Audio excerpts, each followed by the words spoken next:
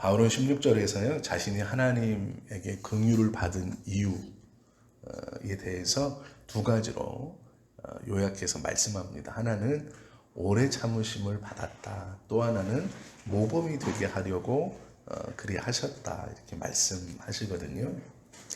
바울이 자신이 긍휼을 입은 까닭, 즉 구원을 얻은 까닭은 두 가지의 이유 때문이라고 말합니다. 바울은 앞서 밝힌 대로 자신은 회방자였고 포행자였지만 하나님이 자신을 그리스도의 긍휼하심 안으로 불러서 예수님을 주님으로 부르고 믿게 하셨다라는 것이죠. 그런데 바울이 여기서 그 이유, 자신이 부르심을 받은 첫 번째 이유는 오래 참으심 때문이다라고 말씀해주고 있습니다. 우리가 다 잘 아시는 말씀 중에 베드로 후서 3장에 보면 8절 9절에 이런 말씀이 있어요. 주께서는 하루가 천년 같고 천년이 하루 같다라는 말씀이 있어요. 우리가 다 아시는 말씀인데요. 이 뒤에 말씀이 중요해요. 주께서는 하루가 천년 같고 천년이 하루 같다. 문제는 뭐냐면 이게 아니라 그 뒤에 말씀이에요. 이 한 가지를 잊지 말라. 이렇게 말씀하세요. 하나님은 하루를 천년같이 천년을 하루같이, 그러나 요게 중요한 게 아니라 뒤에 말이 중요해요. 잊지 말아라 라는 것이. 그게 무엇이냐면 하나님의 약속은 천년이 하루같이 속히 이루어질 것이고 하나님의 징계는 하루가 천년같이 더디 너에게 이루어질 것이다 라는 말씀이에요. 이 말씀이 시간을 초월해서 이렇게 저렇게 산다, 하나님은 그런 분입니다, 이런 말이 아니에요. 약속은 빨리 이루어질 것이고 징계는 더디 올 것이다. 이것을 기억해라. 왜 그러냐면 그게 은혜이다 라고 말하고 싶어서 이 말을 하는 겁니다. 우리가 그냥 이렇게 말장난하듯이 그 말씀을 주신 게 아니다 라는 것이죠. 약속에 대해서 하나님이 은혜의 약속은 천년을 하루같이 속히 주실 하나님이시고, 징계에 대해서 너의 잘못한 것에 대한 책망은 하루가 천년처럼 더디 올 것이니 그런 은혜를 주시는 분이 하나님이다 라고 말하는 이 베드로 후서의 고백과 바울의 오늘 이 고백이 같은 거예요. 하나님의 은혜를 경험한 사람들은 하나님의 오래 참으심이 나에게 이 구원의 은혜를 가져다 주었다라는 것을 고백하지 않을 수 없죠. 왜 그러냐면 죄인에 대해서 오래 참으신다라는 것이죠. 바울은 자신이 죄인이라고 바로 밝혔어요. 위에서. 바로 위에 절에서 저는 죄인입니다. 그런데 하나님의 긍휼을 입었습니다. 첫째는 오래 참으심 때문입니다. 즉 하나님께서 죄에 대해서 바로 징계하셨다면 자신은 멸망해서 하나님의 긍휼이나 은혜를 받을 시간이 없었을 것인데 오래 참으사 그것을 바라봐 주셨기 때문에, 기다려 주셨기 때문에 결국 긍휼을 입을 수 있었다라는 것이죠. 그리스도에 대해서 성경의 많은 고백들은요, 악인일지라도 멸망하는 것을 원치 않으신다 하나님은 이렇게 말씀하고 있어요. 그래서 하나님의 심판이 더디 온다. 그것이 모든 이들에게 감사한 거예요. 우리는 악인에 대한 심판이 빨리 왔으면 좋겠어요. 나 속상하게 하고 나 괴롭히고 어렵게 하는 저 사람들 빨리 좀 어떻게 해결돼서 이것이 정상화가 되면 너무 좋겠죠. 그리고 괴로움이 없으면 좋겠고, 그러한 것들이 해결이 빨리빨리 하나님께서 좀 불의에 대해서 해결시켜 주시면 너무 좋겠다 생각하지만 그 불의에 대해서 오래 참으셨기 때문에 우리가 구원받을 수 있었다. 성경은 그렇게 얘기해요. 그 불의한 자가 너였다 이렇게 얘기하고 있다라는 것이죠. 그리스도께서 오래 참으시는 목적은 다른 게 아니에요. 오직 우리에 대해서 오래 참으사 아무도 멸망치 않고 다 회개에 이르기를 원하시기 때문이다라고 성경은 말씀하고 있죠. 하나님은요, 죄인이 죄악 중에 죽는 것을 원치 않으세요. 회개하여 돌이켜 죄악 중이 아니라 그 죄악을 이겨 살아가는 것을 원하시는 것이죠. 꺼져가는 등불도 꺼지 아니하신다. 상한 갈대도 꺾어버리지 않는다. 이것을 주님의 사랑이라고 말씀하시거든요. 등불에 기름이 다 타서 심지가 꺼져가고 있어요. 그러면 그 마지막 심지가 탁 타서 불이 딱 꺼지기 전에 그냥 임의로 끄는 것이 나아요. 왜 그러냐면 방 안에서 이제 저도 잘 모릅니다. 그런데 제가 골로를 써본 적이 있어요. 저희 어렸을 때는 골로 썼습니다. 시골이라. 이제 저희가 사용했던 골로는 이렇게 종이 끝에 불을 붙여서 뚜껑을 살짝 열고 쑥 집어넣으면 이제 조금 있으면 불이 붙어요. 그러면 뚜껑을 닫고 이 종이에 붙은 걸 이렇게 흔들어서 꺼야 돼요. 그러면 이제 그 붙은 거 위에다가 제 기억에 할머님이 냄비도 올려놓고 라면도 끓이시고 계란도 끓이셨던 기억이 있어요. 어렸을 때 봤던 기억이 있습니다. 그런데 이제 등불도 비슷한 원리인 것 같습니다. 그 설명은 이렇게 하더라고요. 심지에 기름이 다 이제 말라서 그게 탁 꺼지면 냄새가 그렇게 심하대요. 그 끝에. 그게 탁 꺼지면 까만 연기가 싹 올라오면서 그 약간 역한 냄새가 방 안에 확 퍼진다는 거예요. 그러기 전에 기름을 보충하거나 아니면 이제 심지를 끈다는 거예요. 그 냄새가 나기 전에. 즉 키워놓아 봐야 아무 유익이 없는데 이제 키워놓는다 이렇게 말씀하시더라고요. 또 갈대도 중간에 이제 갈대잎이 이렇게 올라오면 그것을 이제 일정하게 잘라서 말려서 이제 그 바구니를 만드는데 상한 갈대는 소용이 없는 거예요. 그게 꺾이지도 않고 부서지기도 하고 또 아무런 소용이 없어요. 그래서 그거를 이제 뽑아서 버리는 것이죠. 썩어서 땅에 거름이 되라고. 그런데 그러지 아니하신다라고 말씀하신다라는 거예요. 왜 그러냐면 결말이 뻔히 보이는 그 사람의 삶, 이제는 끝났고 냄새나고 그 비릿한 냄새를 풍기면서 끝날 것 같은 그런 삶, 아무 숫자에도 소용없다고, 다 썩어서 쓸모없다고, 병충해 들어서 물 먹어서 상품성이 전혀 없는, 어느 때도 쓰지 못하는 그런 갈대 같은 사람도 꺾어서 버리지 아니하신다, 두신다라는 거거든요. 왜 그러냐면 마지막까지 그런 죄인이라 할지라도 하나님은 기다리고 계신다라는 것을 보여주는 거예요. 이것이 하나님의 사랑인데 바울은 이 두 가지를 같이 얘기하고 있어요. 오래 기다리시는 분이고 그렇게 기다리시는 분이고 또 나를 보면 알지 않냐? 내가 그 꺼져가는 심지와 같은 자였고 상한 갈대 같은 자였는데 본을 보이신 것이다. 누구든지 구원받을 수 있다라는 것이죠. 나처럼 포행자도 포학자도 하나님이 오래 기다리심의 은혜를 입어 구원받았는데 누구도 기다릴 수 있다. 이 말은 디모데에게 주시는 말씀이에요. 먼저는 이 편지를 처음 받는 사람이 디모데입니다. 디모데는 목회자예요.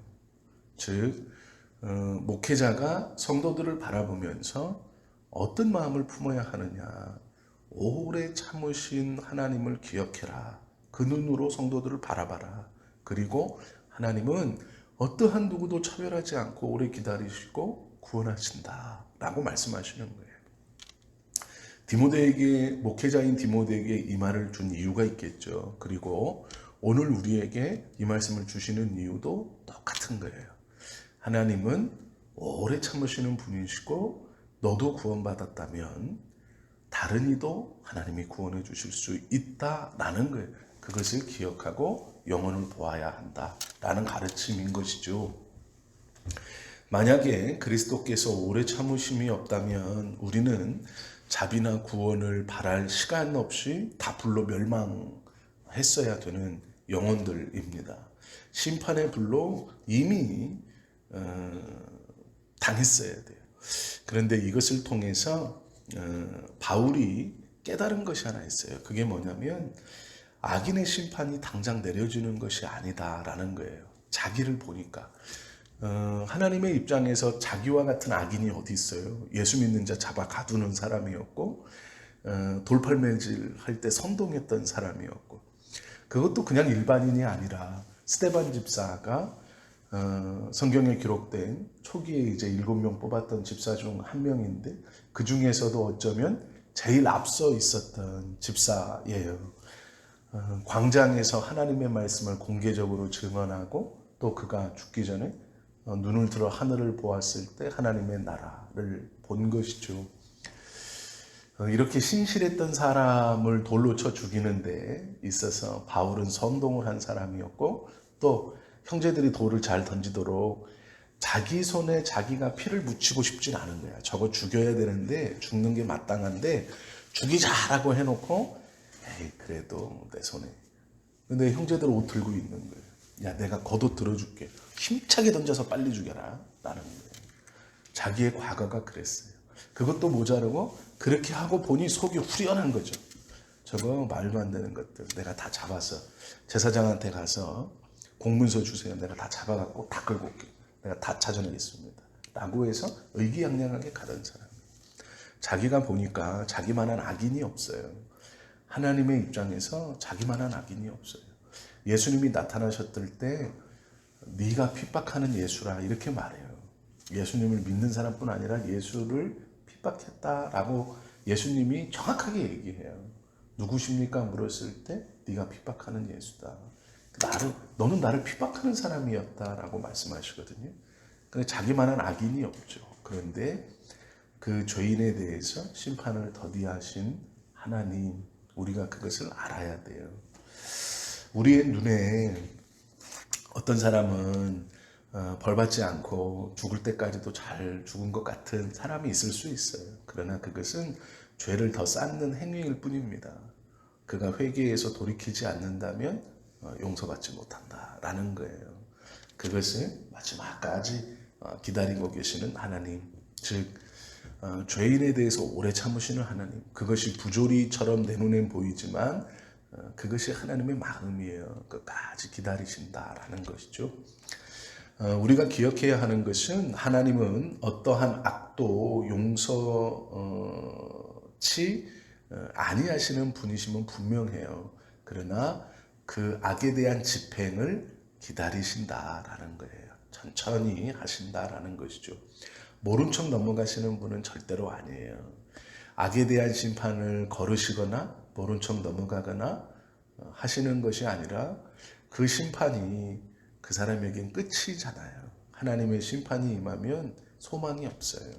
그러기에 그 심판을 최대한 더디, 즉 하나님이 출발하는 것을 붙들고 계시는 의미예요. 악에 대한 처벌은요, 히브리어 용어에 대한 설명으로 그림을 그리면 이런 거예요. 사냥개가 먹이가 딱 앞에 지나가요.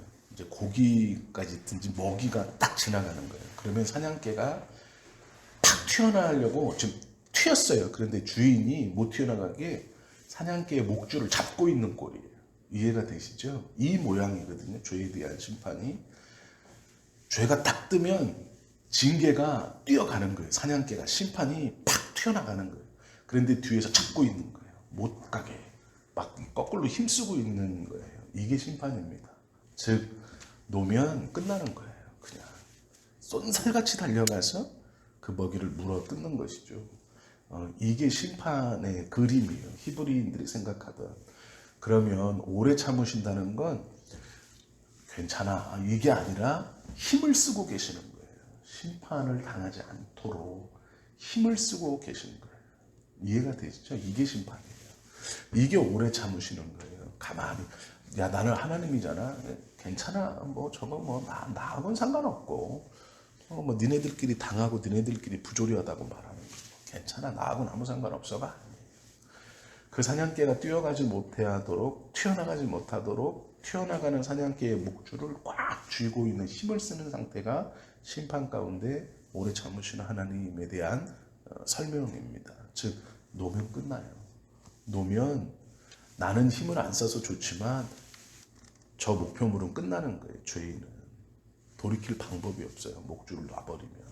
이제 그런 의미입니다. 그래서 오래 참으신다라는 게 용서하신다, 그냥 관여하지 않으신다라는 의미가 절대로 아니에요. 기다리고 계시는 거예요. 꽉 쥐고 계시는 거예요. 그 심판이 뛰어나가라는 것을. 우리에게 기회를 주신다라는 것이죠. 이 사실을 깨닫는다면 빨리 돌이켜야 하는 것입니다.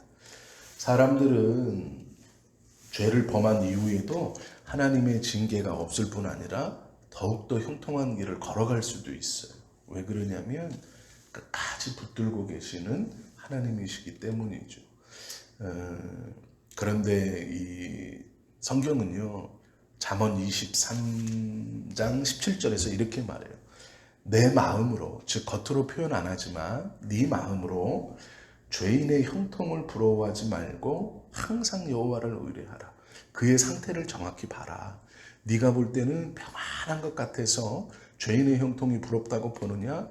튀어나가는 사냥개를 꽉 붙들고 있는 위태위태한 상황이다라는 거예요. 그러니까 마음으로 그거 부러워하지 말고 여호와를 의지해라 라고 잠언 23장 17절에 말씀하고 있다는 거예요.